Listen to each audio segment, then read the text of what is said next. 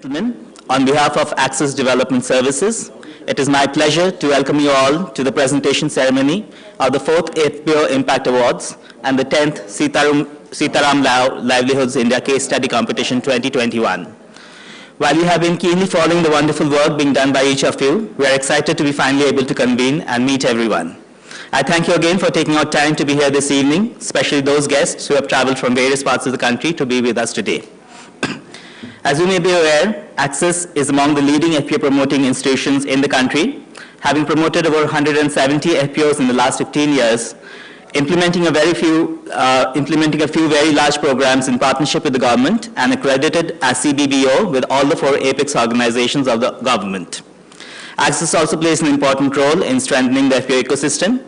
Given that FPO ecosystem is still some way towards becoming a viable and sustainable idea, Access felt it important to identify a few FPOs that have made important breakthroughs and recognize them as examples of excellence and become benchmarks for the sector. This then was the rationale for Access to introduce the FPO Impact Awards 4 years ago. Further, Access has over the years played an important role in becoming a repository of valuable experiences for the sector. Towards this, besides the several publications that Access brings out annually, the case study competition has been a strategic initiative of Access to invite civil society organizations to develop cases on some unique experiences and best practices for sharing within the sector as public good and felicitating the winners at the summit. Access has been organizing the case study competition now for over 9 years and has developed a repository of cases on different themes. Access would like to profusely thank NABARD, Rabobank, FWWB India, and Ananya for supporting the FPO Impact Awards, and also via FinServ for supporting the Sitaram Rao Livelihoods India Case Study Competition. We are extremely privileged this evening to have amongst us as chief guest, Madam Neelkamal Darbari, Managing Director, Small Farmers Agribusiness Consortium. We will now proceed to the first important segment of the evening, a fireside chat on the changing contours of smallholder agriculture, the role of farmers-producer organizations with Madam Neelkamal Darbari. I invite Madam Neelkamal Darbari, Managing Director, Small Farmers Agribusiness Consortium, to kindly take a seat on the stage, please.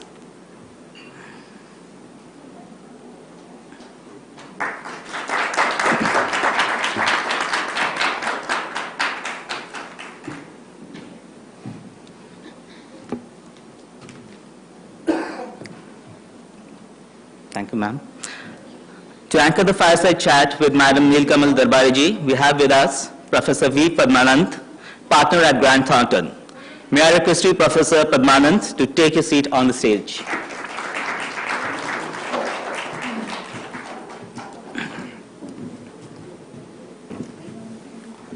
Professor Padmananth, I now hand over the stage to you for the conversation.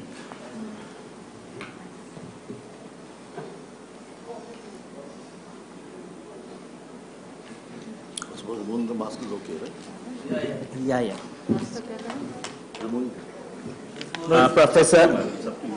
Professor Padmananth, before we start with the conversation, we would like to felicitate both of you with the, may I request Bipin Sharma sir to please, no? Pooja?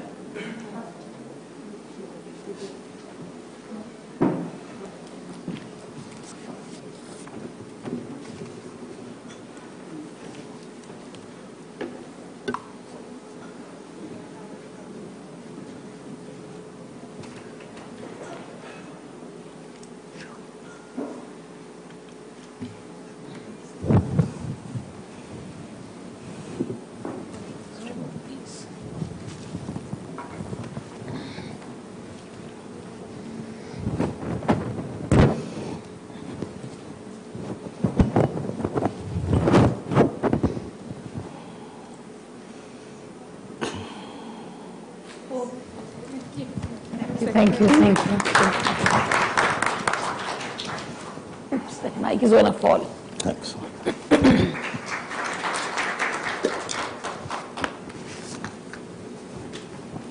Thank you.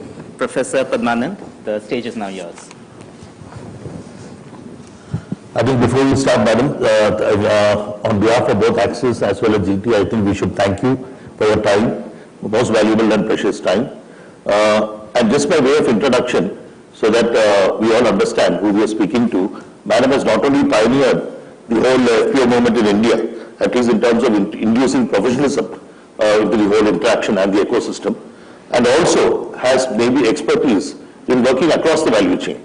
Madam has been ACS Additional Chief Secretary in Rajasthan, pioneered 30 FPOs, first time maybe in the North Rajasthan very well. Many of them doing more than 2 or 2.5 crore turnover today in just a 3-year time frame. Also being with Ministry of Chemicals and Petrochemicals. They work across the value chain and now with FPOs. So Madam, the first question. I mean, we'll not go into too many sensitive areas like the farm laws and that kind of thing. We'll go into more practical and implementable areas and focus more on the reforming ecosystem.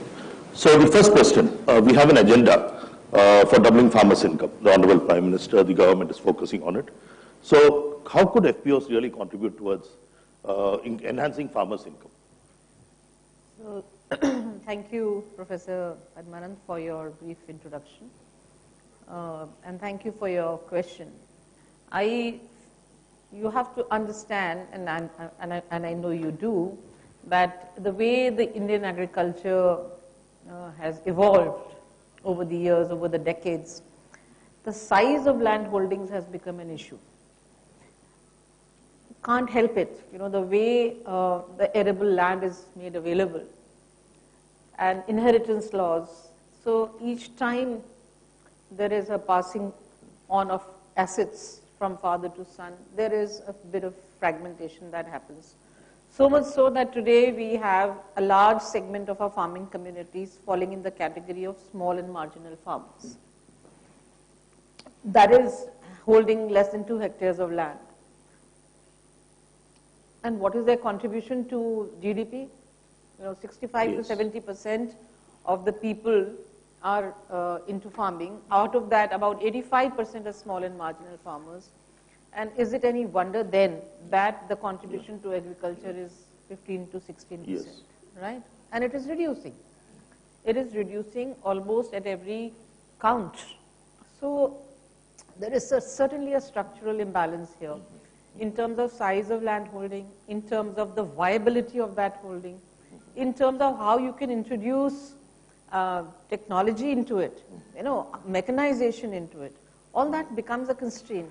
And therefore, it's not possible to think in terms of individual farmers being targeted. And therefore, FPO, according to me, is one way of looking at an aggregation of farmers, a group of farmers who can pool in their resources without any, without even looking at alienation from land. It's just that you pool in your resources. You are in a better bargaining position through managing inputs better, reducing your cost of cultivation, and then being able to market your produce. Of course, in between the two, you're also able to have a leveraged position vis-a-vis access to finance. And with that, if marketing is tied up, then they can make a difference in the whole game. That's a game changer. That's why I call this whole thing a game changer, that aggregation is the answer. And that's where the member farmers of that aggregated group stand to benefit. Why doubling income? It can be many times higher. Absolutely. Yeah. Madam, some recent reports by the government have proved with beyond doubt that farmer incomes have stagnated the last few years. There may be various reasons for this. And the off-farm income and non-farm through Manrega is contributing towards livelihoods. So in fact, farmer income being stagnating, off-farm income through goatry, piggery or livestock is contributing significantly towards income and rising at a far higher rate than the farm incomes. So FPO are now working more towards both farm and off-farm activity, or are you focusing on farm alone?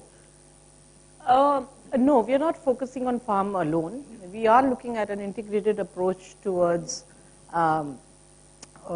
livelihoods and towards betterment. And in that game, as I was saying earlier, there is a conscious push in promoting FPOs and giving them an agenda in terms of how you manage your input, then how you diversify into high yielding and high value crops, or you go into, allied activities, animal husbandry, piggery, bees, honey, any range of trades that you can do, cultivations. And more than that, I think what is required and what has been met through our program is the infusion of expertise, professionalism, in the way you go about bringing this change. You know, whether it is in terms of diversification or it is in terms of aggregation or it is in terms of, getting into territories which farmers do at a small scale, but how do you upscale that whole thing? So all of that is coming through, that we have this architecture that we have designed where CBBOs, and Axis is one of our CBBOs, and so is Grant Thornton, by the way. So you have an area which was earlier missing. You had interventions, and there was a hand-holding of farmers and farmer groups, but it kind of fell short of where it could have gone. And that's where we intervened, and we have a very informed policy now based on a very, I would say collection of evidence through micro projects and stuff, where we have infused expertise into these CBBOs. And therefore you see that there is a more focused approach towards handling of business, or towards input management, or towards agronomy, or even towards compliances. You have statutory requirements, you have compliances to meet, and you have a capacity issue. Who's going to man these companies? What is an FPO? Largely they are companies registered under the Companies Registration Act, and if you are under an act, you need the compliances to be updated on a regular basis, or you are in default and then the penalties are high. So who's going to educate? I mean, it's very easy for us to sit in Delhi and say you make a company and you are on your own. It doesn't work that way, and therefore whole thing is like an integrated approach, not only through diversification of farming and non-farming activities, but also in the hand-holding that the system is now providing. Yeah. How have you changed the implementation architecture, ma'am? Yeah. Like, for example, as we are all aware, even before you initiated the 10,000 FPO program, there were 7,000 odd FPOs, FPCs. Maharashtra with 2,000 of them today, even FPCs. Tamil Nadu with 500. Many states with more than 500 FPCs, with support from the World Bank, ADB, that kind of thing. They've been working for several years. How is the new model, which has been implemented the last 1 year now? Yeah. So that's what I was just saying, and I'll elaborate on that further, that without prejudice to any particular group of professionals or anything, you kind of fell short. There was an attempt to bite less than what you could chew, really. Normally you bite more than what you can chew, but earlier there was no dedicated funding. No, there was no scheme as such where you could say that assuredly you are going to get support. Nobody was getting that assured support. I know so many schemes under which FPOs were being promoted, whether it was NFSM or RKVY and oil seed mission, etc. But what used to typically happen back then was that, okay, you have funds available in the ministry, some are with the state government, some are with the central government, and you kind of look at the end of the year and you have funds available and you say, chalo ye le jao, iska hum FPO बनवा लेते हैं. फिर हम access को ढूंढ करके किसी को ढूंढ ढांढ के FPO बना देते थे. फिर वो अगले साल में फंडिंग रुक जाती थी किसी कारण से, क्योंकि आज फंड नहीं है उसमें. So you had this very intermittent way and very haphazard and ad hoc way of looking at promotion of FPOs.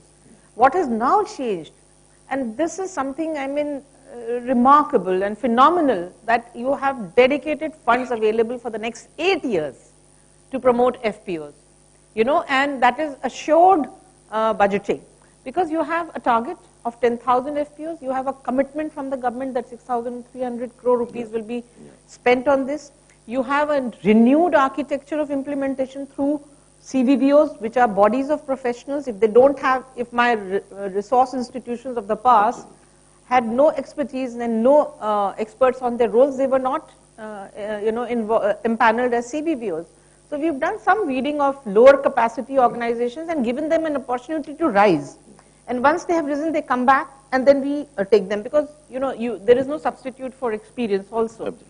But what has happened is that you are allowing for experts of different types into these resource institutions, supporting the resource institutions, what we call the CBBOs now, the cluster-based business organizations, to develop their own capacities, and in turn support the FPOs not only in farmer mobilization, not only in terms of providing them a business plan or a marketing plan, but in building their own capacities to handle it, so that once you withdraw, they are able to push the agenda of their own intervention on their own. So capacities is a big thing, then direction in terms of what CBBOs can transfer to FPOs, and FPOs are being supported in terms of management costs, equity grant, credit-linked lending, and involvement of whether it is through banks or NBFCs or financial institutions. We are pushing towards that. We've entered into a lot of MOUs also, and we are saying that whole lot of interventions, an ecosystem approach, Absolutely. you know, unless we adopt that and we galvanize the whole thing into some kind of a fast forward movement, this is not going to happen. That's made possible because we have a scheme with dedicated funds and assured kind of an architecture which is being operated through the ministry with implementing agencies which they identify and they pass on. So I think this kind of an approach has never been there in the past, and therefore this scheme now is a game changer. And madam, as a CBBO or an RI, whatever, even we, what we find is, एक जमाना था जब 8 लाख 10 लाख मिले, FPO promote करने वही बड़ी बात थी. वर्ल्ड बैंक वो भी हर एक जगह से नहीं मिलता था. नहीं मिलता. वर्ल्ड बैंक ADB देंगे 25-30 लाख, अभी ज्यादा है. बट अभी आपने करवाया कि CBBO के थिंग में 25 lakh reasonable amount is given to FPO and 18 lakhs for directly to the FPO also for various initiatives. एक तो एक अच्छा thing to get professionalism. अभी जो आप डिलीवरी देंगे, जो आप अभी उनको रेम्यूनरेटेड भी कर रहे हैं CBBOs को, RIs को, it is based on deliverables. Pure काम करो तो पैसा मिलेगा. yes. तो हाउ हैव यू डिलीवरेबल्स को कैसे किए? पहले डायग्नोस्टिक स्टडी, फिर इनपुट का दुकान. या नहीं, पहले डायग्नोस्टिक स्टडी आपने किया, उसकी आपने रिपोर्ट दिया तो आपको हम एक 10% अमाउंट दे देते हैं. This is CBBO's responsibility actually, so that whatever intervention you are making has a meaning. Otherwise आप यहाँ बैठ जाइए दिल्ली में, कहीं का भी हम बना सकते हैं plan. That is not the idea. The idea is to look at a very decentralized planning system, way. So make that plan, then you mobilize the farmers, you get them registered as a company or as a cooperative, as the case may be, and then you kind of ensure that the equity of the member farmers flows into it, and then you approach the implementing agency for release of equity grant, and so on and so forth. And the payments to the CBBOs are linked to the achievement of these milestones. Okay. So therefore, if you falter at any point, there is, there's somebody monitoring that. And we have appointed a National Project Management Agency whose job it is to ensure that people are on track, the payments are being released in the right manner and spirit, and nobody is trying to game the system. You see, there is a reality that we have a certain degree of commitment and a certain expertise in managing this project also. And therefore, I'm, when we implement the program, even today before I came here, we were monitoring this with the NPMA, that there has to be a greater understanding of what are the CBBOs doing. There are some CBBOs who are doing so well. They have already gotten into the phase of marketing. So they have FPOs that have a business plan which is workable, and you can see that they have brought in their equity and they have approached us for equity. So, and there are CBBOs who are still faltering because simple things like the opening of a bank account, they are unable to manage that for the FPO. There may be any number of reasons. Lockdown is one of the big reasons. And rural branches don't understand, rural bank branches don't understand what is an FPO, and therefore there is this thing about KYC कैसे होगा इनका, and then what is it, उनका तो interest ही है कि individual का account खोलो आप, that's their target. They have no interest, no commitment, no direction. And there are CBBOs who are not able to make that intervention on our behalf. So then they are low category, and we have now designed a tool for grading of CBBOs. How many CBBOs are such that they would be classified as A+, and how many are A-, and how many are C and D, and then by and by we kind of filter it away, and we have a process of weeding out, and then we have good CBBOs who would get more of the job. Yeah. How do we upscale the intervention, ma'am? अभी मान लीजिएगा आप अभी 10,000 farmer का भी करें, 500 farmers per group, per FPO, or even 1,000, it's going to be 1 crore. or 50 lakhs. नहीं वो भी नहीं हो रहा है ना अभी 14 crore हाँ, farmer हाँ, है. हाँ. So how do we rope in NRLM? The NRLM is also into this now. They've also been awarded FPOs and there's an RFP now Yeah. to focus on value chains and promote the SHGs into FPOs, develop them into FPOs and then work out the FPO program, farm and non-farm. So what is the means to upscale this? We cannot expect the government, जैसे आपने बहुत मेहनत करके 6,300 crores has now invested by the government. We cannot expect 60,000 crores in this ecosystem. How do you rope in other stakeholders? Yeah, very good question and a big concern for us also because end of the day, this is still the tip of the iceberg that the government is trying to do. You know, what is 6,300 crores and what is 1 crore farmers when you have 14 crores, you know. So really typically what everyone has to understand is that more private capital needs to come into this game. More public sector funds also need to flow into that. More CSR funds need to flow into it from private sector. And there are constraints in that. You know, typically what you have is that CSR funds for agriculture are low. You know, typically people go for the glamorous contributions, you know, girl child, education, very visible, you know, adopt a girl child. And I have a full commitment towards those objectives as well. But really, typically, flow of CSR funds into the NGO sector for agriculture is minimal. Absolutely. Access to finance by the FPOs, which are so promoted by other agencies, is poor. Even our FPOs have very limited access to finance. Private capital, for example, coming from the banks, public capital. There is very little capital formation. And I think unless and until all the stakeholders, whether it is the rural mission, livelihood mission, whether they are doing, and they have moved, by the way, from the self-help groups to the production organizations. So there is a shift. A little more professionalism is required in that. And when I say professionalism, I mean infusion of professional knowledge into these organizations. And therefore, transfer of expertise to the FPOs and capacity building, access to finance. So the ecosystem. The entire ecosystem needs to be kind of, you know, put into a super hyper drive kind of a thing with more and more players coming into it because there's no way the government can, you know, alone do it. So we've had projects from the World Bank and ADB and, you know, and of course we know that there's suddenly been in the last 1 year so many FPOs registered. Absolutely. If you look at the register of companies, you know, data, it is mind-boggling. So you really need to also be a little cautious of what's going on and see that we don't lose sight of the tools that we have identified. Better expertise, more finance from the banks or NBFCs, better marketing, link-ups with big marketing companies, whether it is direct marketing or it is online marketing or it is, you know, any level that you see. Access is such an issue. You know, we have success stories like the Sahyadri grapes. They started as a small FP and today they are a 400 crore company. So that's the potential that we are trying to unleash. Government alone can't do it. And therefore you will need all these other, you know, big players, private companies, public sector companies, CSR funds. Absolutely. Other agencies stepping into. Absolutely. You know, yeah.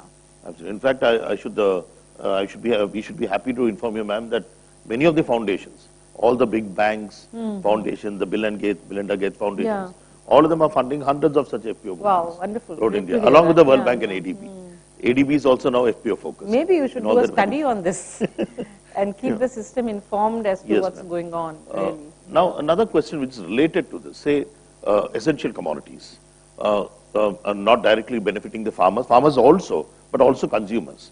So say tomato, potatoes, that kind of thing. And also with say pulses, where the fluctuations are very high. How could an FPO intervene in this area and also benefit both the farmer as well as the consumer? As of now, it is the middleman off the record and on the record who's largely doing some making some rent-seeking surplus in this space. How can the FPOs do this? Get into this? Yeah, I mean, again, this is one of those structural things. You know, the legacy we have is everything is done through commission agents and middlemen, and you know, what is this? I mean, really, it's to me, it's very upsetting. You have a farmer selling his onion at 5 rupees a kilo, and when a consumer is sitting here in Delhi, he's buying it at 80 rupees a kilo. Where is that beech ka paisa going? You know, and it's not going to the farmer. I, as a consumer, I am willing to pay more more than 80 rupees, I'm willing to pay 100 rupees a kilo for farmer, for per kilo onion, provided 60 rupees of that is going to the farmer. It's not going to the farmer. And therefore, I think that FPOs, again, could be one of the ways to look at these solutions. I don't want to say much on the essential commodities thing, but let me say this, that warehousing is also a very key component of this. And cold chains, you maintain those cold chains, and your potatoes, onions, and tomatoes, that's very, the staple in most parts of the country. And there was a time in between recently when there was, again, same onion prices. And we thought of getting onion from Nasik where it was selling at 40. We couldn't, and guess who was the hindrance, or what was the hindrance? It was the logistics. Absolutely. And it was the truckers union who refused to export or rather evacuate, substantial quantities of Nashik onion into these pockets for whatever vested interest, whoever they were under the payrolls of. So therefore, the answer perhaps would lie in having warehouses along the route of major consumption centers, and somehow enabling the farmers not to sell in distress when the harvest, and you typically have bumper harvest. I always like to give the example of garlic in Rajasthan. A few seasons back, the garlic farmer made a lot of money in Rajasthan, and the garlic prices went up from whatever to about 50, 60 rupees, 80 rupees a kg. Some premium quality even made 200 rupees a kg. So next year, lo and behold, there was huge areas being diversified into garlic cultivation. From 70,000 hectares, it went up to 1.5 lakh hectares under garlic cultivation in 4 districts of Rajasthan, Kota, Jhalawar, Bara and Bundi. अब क्या हुआ जब harvest आया तो 2 रुपए kilo पे आ गया लहसुन. How do you handle this? How do you handle this? So anyway, you had the market stabilization, or what is that scheme, वो करके हमने Government of India को, I was ACS Agriculture at that time, so we bought a little bit. So whatever the government said they will procure under the scheme, we were able to procure 1% of what we had committed. I mean 1% of what was required to be procured, and maybe 10% of what we committed to procure. Why? Because one, the farmer is unable to reach the procurement center, small farmers. 2, you have limited capacity of the क्या बोलते हैं उसको, agency who's procurement agency, limited capacity of the procurement agency, and then the post-harvest losses. You cannot store it indefinitely. So you need to understand that government can't procure everything. There has to be more processing units, there has to be more warehousing, there has to be scientific warehousing, there has to be cold storage. Absolutely. And all of this, and FPO is better equipped to handle than, government can't go around opening warehouses, so, in every, we've done enough, I think, and so much of our capacities are inefficient. So typically this has to also come from the private sector, and FPOs being companies, they are best positioned to take the warehousing route and create a little small warehouse for their own purposes, whether it is specialized storage for items like onion and garlic, or potatoes for that matter in the potato producing areas, or it is other warehousing which is required for holding on to your harvest till such time as the glut is gone. Absolutely. You see? So I think that there is a realization that FPOs should get into the game of warehousing. So in fact, madam, when we are working in Maharashtra and even now, बहुत सारे हमारे successful FPO कांदा का trading करते थे, onion, मतलब और CA stores पे ऑनियन रखते थे 500 ton 400 ton. Your credit guarantee scheme 1 crore था, अभी 2 crore हो गया. Through credit guarantee scheme they used to get 50 lakh 60 lakh it used to facilitate. उसे स्टोर करेंगे 3 महीना, so they used to get 40% ज्यादा कमाएंगे.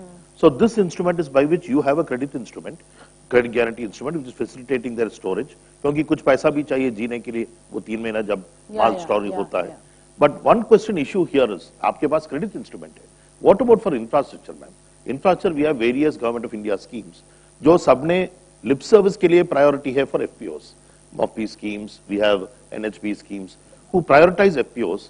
But is there some limitation in these schemes ki FPO ka access? I think this is a very serious issue, and I think it's a banking issue, really. whether it is our credit guarantee scheme. We've had that scheme for long now, in the sense that I think we are into the 5th year or 6th year of operating this scheme. When I joined here in SFAC, the offtake of that was maybe 20 projects.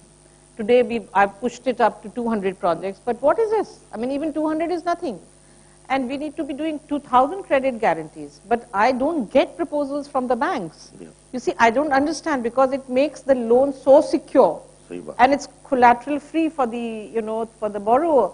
And yet I don't get the proposals. And I have spoken to many banks. I have signed MOUs with banks and pushed them into, sponsoring projects for us to avail of the credit guarantee scheme. And typically not just working capital, but also warehousing, cold storage, logistics, transportation, all the range of it. Nahi hota, nahi ho raha hai. It's happening, but the pace is very slow, very, very slow. Now you have much more credit guarantee fund available through NABARD and NCDC.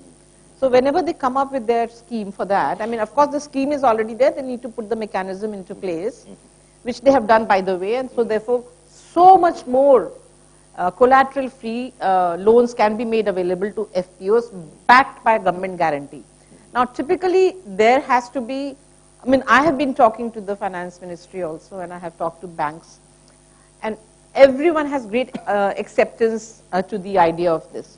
However, when it comes to the rural branch, there is a bit of a hesitation. There is a bit of a withdrawal. I see that. Many times I have seen that there is, you talk to the regional managers, you write to them, and you get the right response. But when the FPO approaches the rural branch, there is dilution of the message. I don't understand that, and we are trying to approach that and try to hold grassroots level conferences. But here's where the CBBOs also play a role. Absolutely. That's where I've always maintained that, there is an advocacy role that the CBBOs need to play. And that is to infuse this sense of urgency into the banking community at the grassroots level, to approve loans for the FPOs, to make them a beneficiary. In the Government of India schemes, wherever there is a farmer word used as a beneficiary, most of those schemes have already given a slash and said farmers/FPO. But even there, the offtake is not as per the expectation. So that's where I would say the onus also lies on people working in the rural areas to galvanize the banks in the rural system to avail of the credit guarantee that we are standing for, and give loans to the farming aggregates. Absolutely. Right? Yeah. And then you mentioned about the infrastructure. Yes. And what, 18% is the commitment that the banks have towards primary sector lending. Yes. How much, do a subsection of that and you will see where that 80% is going. Towards traders. हाँ, तो ये तो नहीं ठीक है ना. So wherever you feel that there is, a lethargy or a lack of understanding, lack of awareness in the rural branch, that's where the CBBOs must step in and, educate them also. It's not always that they don't want to do it. Maybe they don't know. I would say that rural branches are ill-equipped. Maybe the transfer of the message from the top management to the bottom is not happening. It will happen maybe. But if you put your scheme into it, and seek our intervention wherever required, I think we can hasten the process of lending to the FPO. Absolutely. For infrastructure also. Yes. तो pack houses वो नहीं बना पाते हैं, Yes. ठीक है, MIS में नहीं घुस पाते हैं. सही बात है. ठीक, ट्रैक्टर लोन देना बहुत सरल है, क्योंकि आपने अगर डिफॉल्ट किया तो हम ट्रैक्टर उठा के ले जाएंगे. So it's very easy for banks to give you tractor loans or crop loans. And schemes भी back-ended है. Back-ended subsidy, वो भी वो थोड़ा. FPO कहाँ से लाएंगे? Usme I have some views, so I will not enter into that area. But what I'm saying is that for asset creation, infrastructure development, you do that. I had some data a couple of months back. It may have improved, it may not have improved. But out of all the FPOs that we have, you said 7,000. My figure today is 20,000. You have to look at that figure. The last also. few months. Yeah, that's just the last few months. So what is the lending to these nascent companies? 500 crore rupees. And that too, most of this lending is from NBFCs. Yes. So public sector banks need to be, prodded and nudged into a higher lending for asset creation. आप ये देखिए 40 से 45 लाख रुपए लगता है एक क्या बोलते हैं उसको पॉली हाउस बनाने के लिए on a reasonable size, say 5,000 square meters अगर आप बात करो, so that's around 40 to 45 lakh rupees. Government provides 50% subsidy on that. But think of a Back-end small and ecosystem. marginal, that's another story, that's another story. But a small and marginal farmer, how does he create that margin money for himself? He doesn't have that kind of resource to be able to put in 20 lakhs from his pocket or 22 lakhs from his pocket. He needs that to be supported by a loan from the branch where he is. And unless that loan is forthcoming, he's never going to be able to enter into protected cultivation or micro irrigation.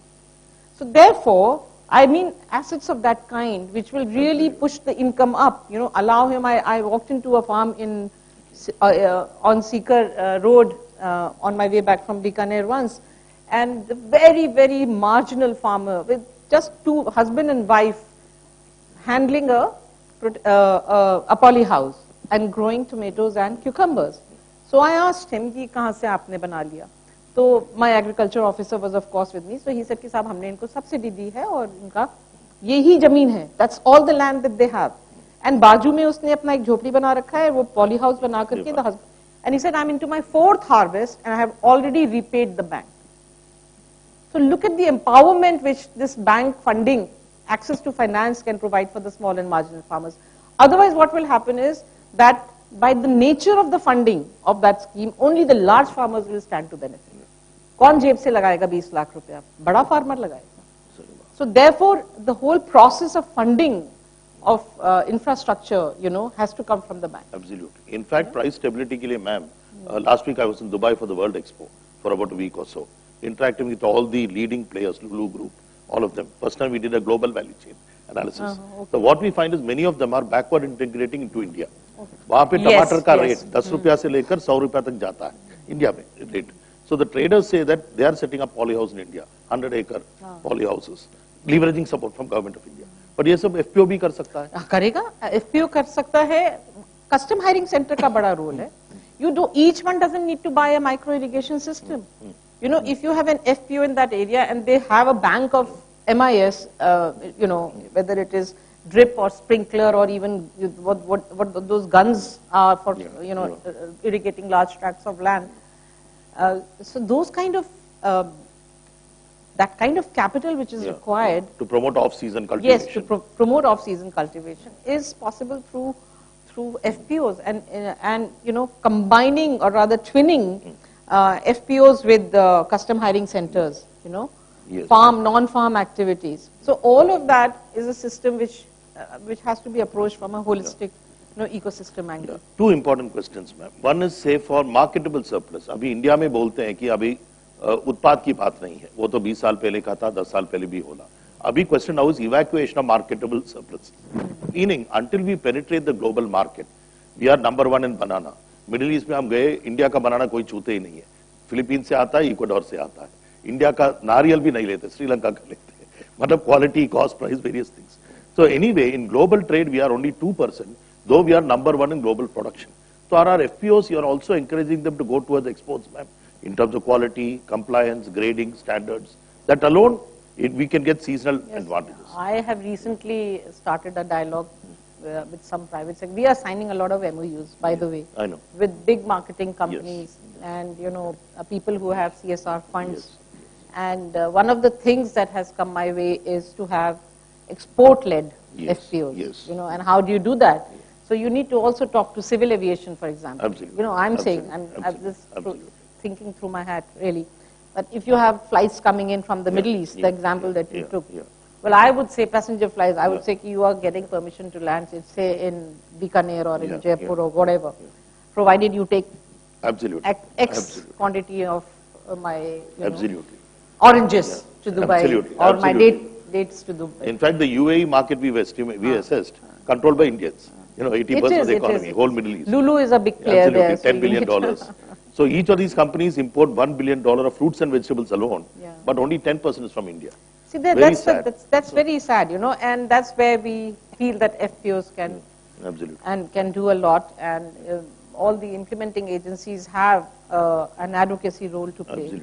And approach the right ministries to say, well, okay, if Bikaner Airport is in the Air Force and I cannot land a flight there, how do we work around that?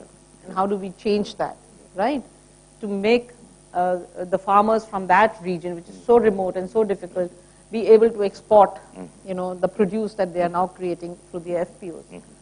Because that will really, catapult the next level of development and I'm viability. sorry, but we are running out of time, and Yeah. sorry to all of you. We'll have to spare manner. But one last and important question. What about policy with regard to income tax? Now, after a lot of advocacy, the government has introduced, आपने बहुत advocate करके 5-year का tax exemption है. But in spite of that, everyone has to pay a MAT. So any FPO, we also give national awards. Earlier, I remember we are giving. So turnover may be 20 crores, but profit would be only 2 lakhs, 3 lakhs. So like any other MSME. So how do we make them more professional by giving, is there some way by which we can give a No, complete I'm talking. relaxation? I have been talking to the finance ministry also on MAT. Yeah. It makes no sense. If farmer doesn't pay income tax or Yeah. MAT, Yeah. why should an FPO pay that? Yeah. So I have been writing to them, and I'm very sure that soon this will catch the attention of the people there, and we should be able to find a solution to this issue. Thank you. Yeah? Thank you, ma'am. Thank you on behalf of Axis, GT, and as well as the nation, I should say. Thank you very much for your time and your efforts. Thank you so much. Thank you so much.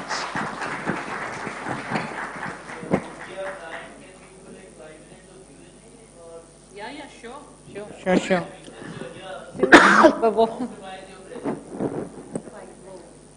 So if anyone in the audience has questions, please raise your hands and we will give the floor to you.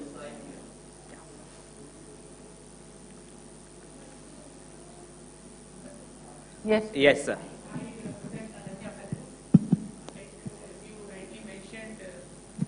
There are several NBFCs which have been lending to FPOs for several years, at least 5-6 years we have been lending. So just wanted to know, can we be also covered under credit guarantee or some sort of, because, They are, I think. Not at the moment. Not at the moment. Yeah, I'm trying for that. Let me just say that. I'm trying. Absolutely. Yeah. Absolutely. See, the problem, Mr. Sharma, has always been the higher rates of lending by NBFCs, and that's the design of an NBFC. You get capital from elsewhere and then you pass it on, so you will keep some, you know that whole thing. But we are looking at it, how can we, within the given set of NBFCs that we have, can we find a category, a subcategory that can be supported through the collateral? If you have some suggestions on that, you may submit it to us. And I am seized of that matter, and we are trying to work around that. Any more questions from the House? Vipin, do you have a question? Yeah, any more? So I give it. Why? Well, Vipin, you're not allowed to ask me questions. In that case, with the permission of Professor Padmanand, we will end the fireside chat for now. Thank you. What a brilliant conversation that was. It was very encouraging. That was just a joke, Vipin, if you want to. That was just a joke. Yeah. May I request our delegates and guests to join me in a round of applause for our esteemed speakers once again. Thank you, Madam Neel Kamal Darbari ji, and thank you, Professor B. Padmanand, for this very engaging discussion on the challenges in the FPO ecosystem, and more importantly, for illuminating the way forward by highlighting effective strategies to address the gaps and concerns, drawing from your rich past experience. Our audience here and the larger number of viewers who have joined us online for this fireside chat have surely enjoyed this sparkling and thought-provoking conversation. May I request you to give us a moment to rearrange the stage for the next part of the program. Come here.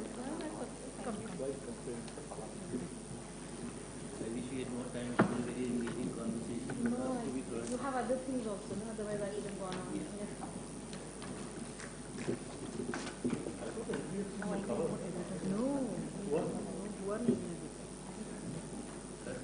For us, for SFSC नहीं हुआ है, but NCDC and NABARD new scheme है, उसमें है, हमारा तो पुराना fund चल रहा है ना, हम we are not in the we don't have to जो हमारा फंड है, उसमें नहीं है, उन्होंने करा लिया, see we in the 10,000 scheme we don't have a new credit guarantee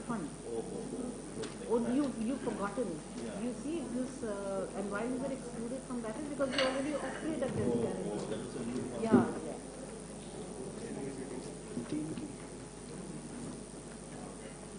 But I'm not sure about what this is.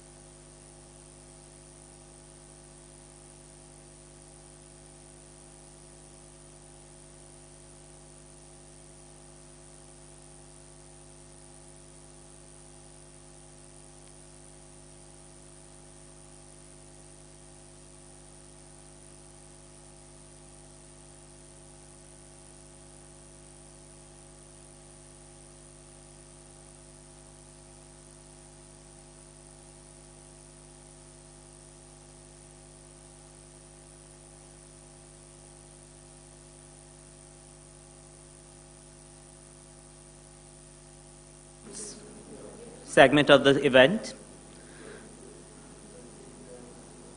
May I once again request Madam Neelkamal Darbariji to please come on stage for the event ceremony.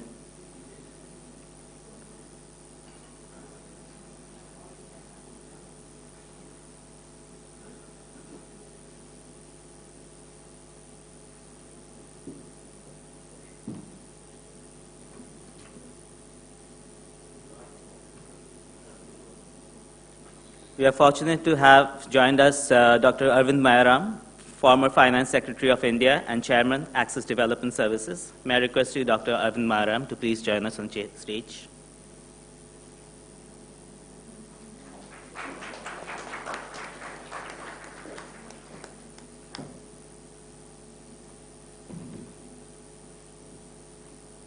May I also request Mr. Vipin Sharma, CEO, Access Development Services, to join us.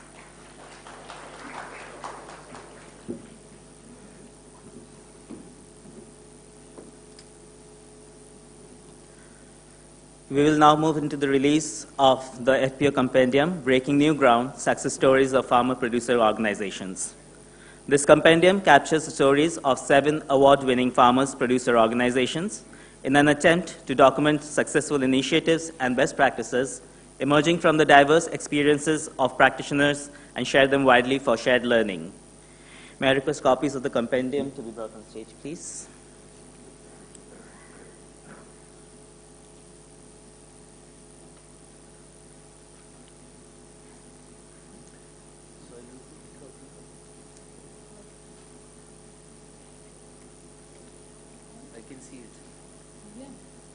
जिन किसान उत्पादक संघों के कहानियां इस compendium में है, वो उनमें से बहुत लोग आज हमारे बीच मौजूद है।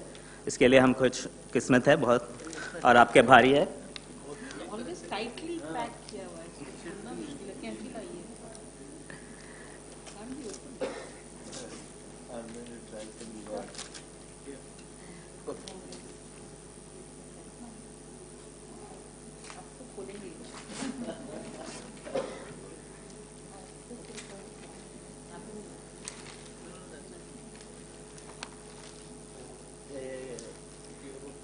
May I now request all the dignitaries to please hold up the publication and release it formally.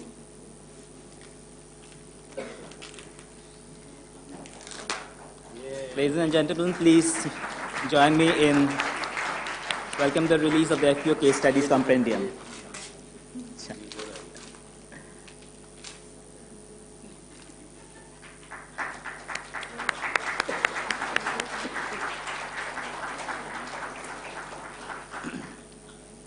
Thank you, dignitaries. We request you to remain seated as we proceed with the 4th FPO Impact Award ceremony. We are very thrilled to present the 4th FPO Impact Awards today. We are glad to report that since its inception, the FPO Impact Awards has become well established and coveted amongst the FPO community. while the two categories of FPO of the Year, large and small, are continuing from earlier years, with support from FWWB India and Ananya, since last year, we have also instituted a new category, Friend of Women FPO Award, in the memory of late Mrs. Vijay Lakshmi Das. We will proceed with the announcement of the awards and the felicitation of our winners. Announcing the winner of the award for FPO of the Year in category large, the award in this category goes to Ram Rahim Pragati Farmer Producer Company Limited from Dewas, Madhya Pradesh. Many congratulations. मैं अनुरोध करूंगा मीराबाई कामले जी, director, please आप stage पे आइए और अपना पुरस्कार स्वीकार कीजिए. मीराबाई कामले जी.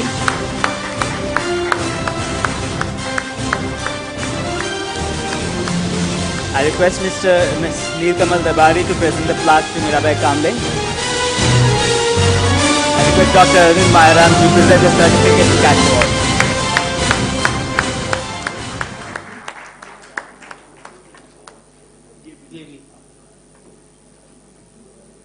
मीराबाई कामले जी, बहुत बहुत बधाइयाँ.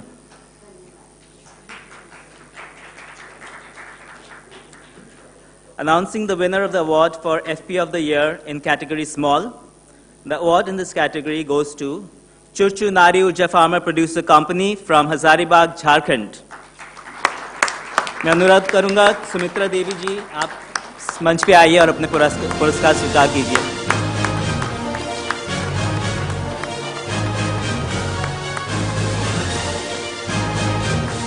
Madam Darbari ji, please present the plaque. And Dr. Mayaram, requested to present the certificate.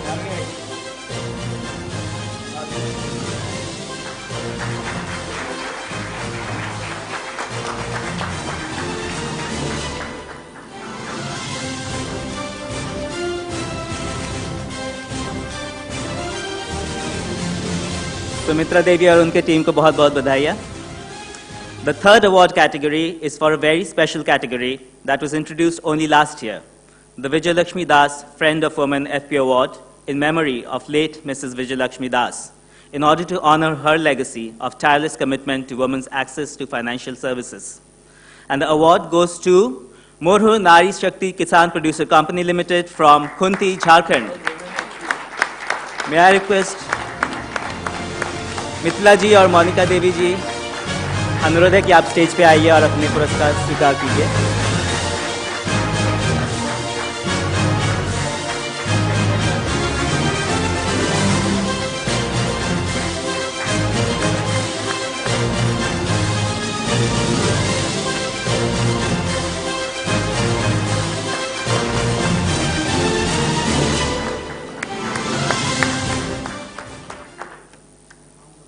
Murhu नारी शक्ति किसान पीसीएल, बहुत बहुत बधाइयाँ.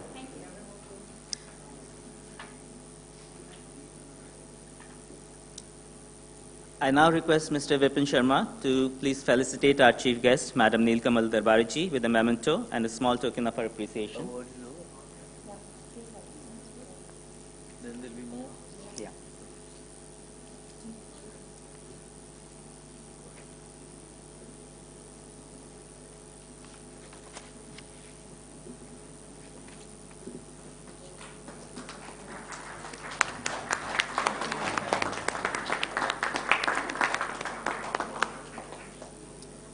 And now please felicitate Dr. Arvind Mayaram.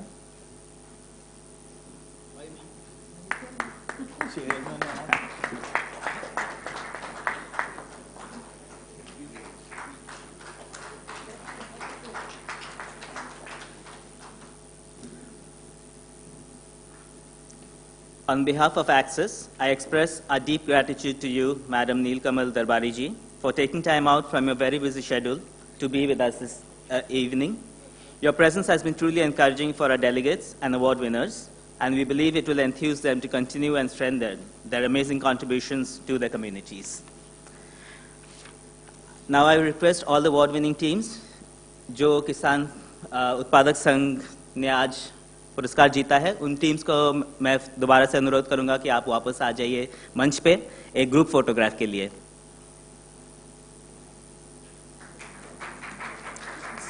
So we'll take this opportunity to take a group photo to record this moment for posterity.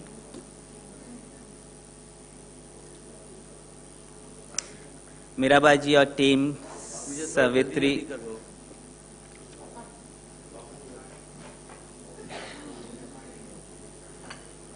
Pooja and Parul, you should also come.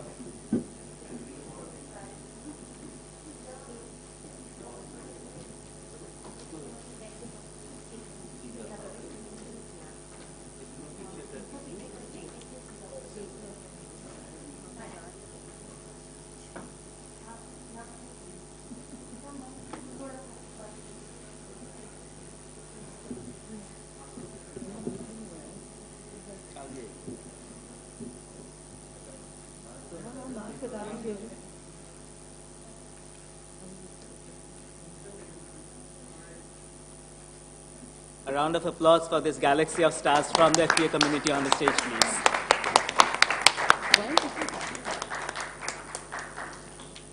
Thank you. आप लोग वापस जा सकते हैं अपने seats पे.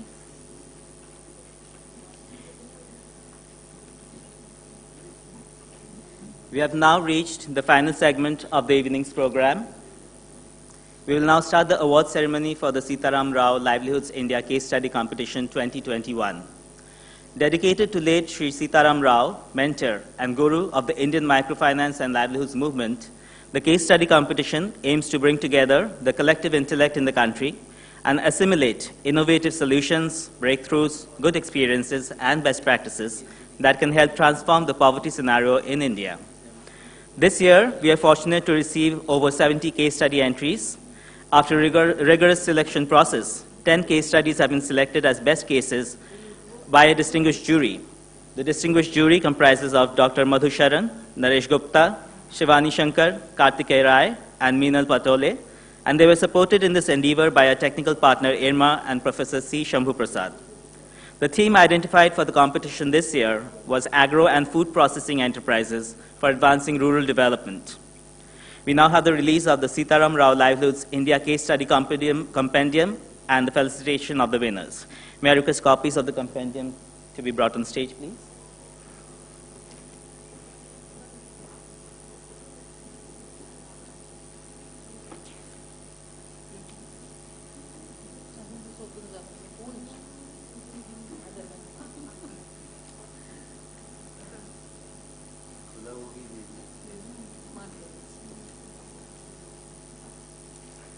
I request Dr. Arvind Mayaram to formally launch the compendium and all our distinguished guests to please hold up the publication.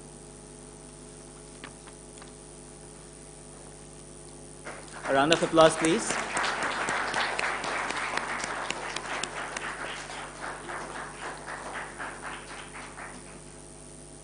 Thank you, sir. Thank you, ma'am.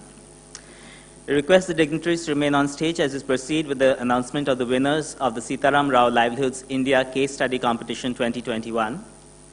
In the second runners-up position, we have IMADF, Indian Micro Enterprises Development Foundation, for the case study titled Sustainable Rural Development, Lemongrass Processing and Value Addition. Many congratulations. May I request Colonel Retired Raman Thapar to kindly come on stage to collect your award.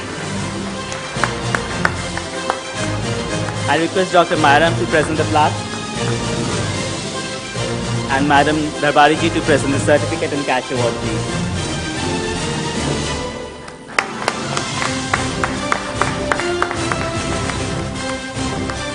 Congratulations, IMADF, for this very well-deserved recognition.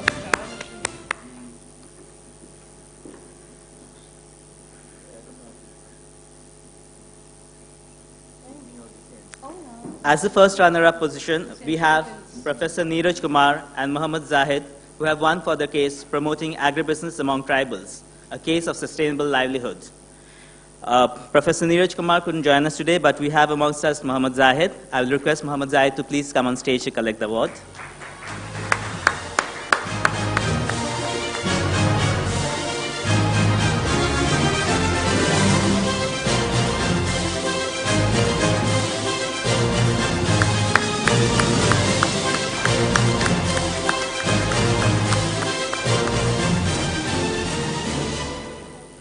Congratulations, Muhammad Zahid and Professor Neeraj Kumar, for this very well-deserved recognition. And finally, ladies and gentlemen, the moment we have been waiting for, announcing the winners of the competition. The winner of the first prize for the Sitaram Rao Livelihoods India Case Study Competition 2021 are Sevagram Mahila Bhat for the case study titled Seva Transforms Smallholder Farmers and Landless Laborers into Successful Entrepreneurs, Leaders and Managers of the Social Enterprise. May I request Kapila Ben Vankar to please come on stage to collect the award. Many congratulations.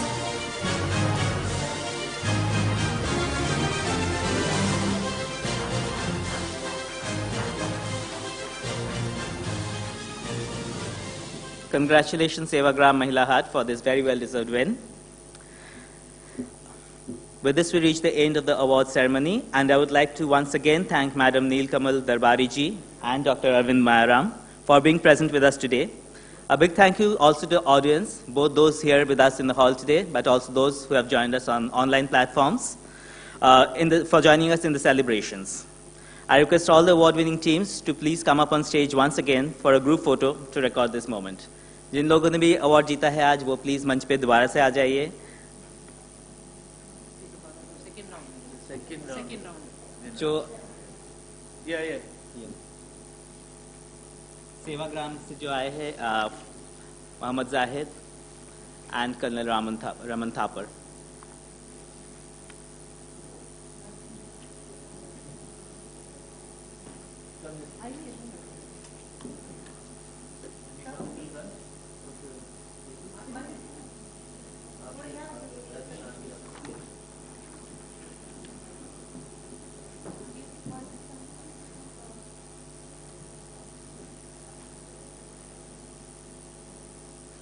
Please join us in a round of applause.